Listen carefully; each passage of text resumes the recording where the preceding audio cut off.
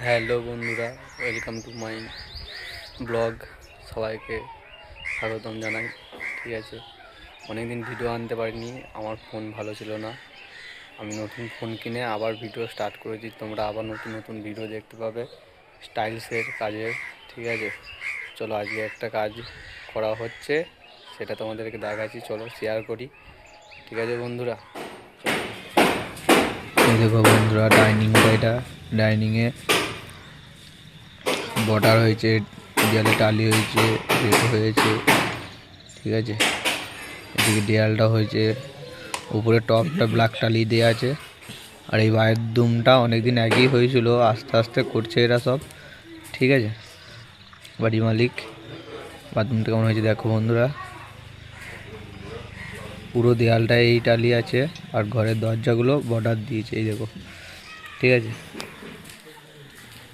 আর প্রত্যেকটা ঘরেই আলাদা আলাদা ডিজাইনে বর্ডার আছে। এই ঘরে একটা আলাদা ডিজাইন আছে। ঠিক আছে, আর একটা ঘর আছে, ওইটা এখন আজকে ফিটিং চলছে, দেখাচ্ছি তোমাদেরকে।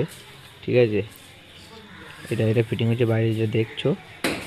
এদিকে বর্ডারটা এখানটা 1.5 ইঞ্চি বিট দেওয়া হয়েছে রঙিন। এটা রান্নাঘরের বর্ডার। এই রান্নাঘরটাও অনেকদিন আগে ফিটিং হয়েছিল, মেঝে ফেজে অনেকদিন আগেই, বলতে 2 বছর আগে। আর এই যে আমার হচ্ছে রান্না মিস্ত্রি, এই ঘরটা ফিটিং হচ্ছে আজকে।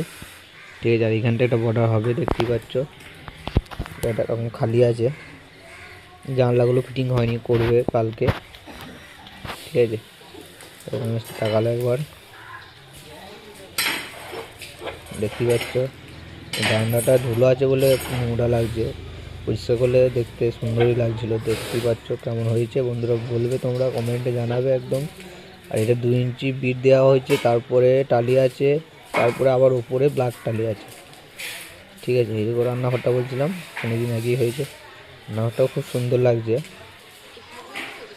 আর এই ঘরগুলো দেখাতে পারলাম না, কারণ এদের অন্য ঘর থেকে অন্য ঘরে মাল নিয়ে গেছে বলে প্রত্যেকটা ঘর ঢুকে ঢুকে দেখাতে পারলাম না।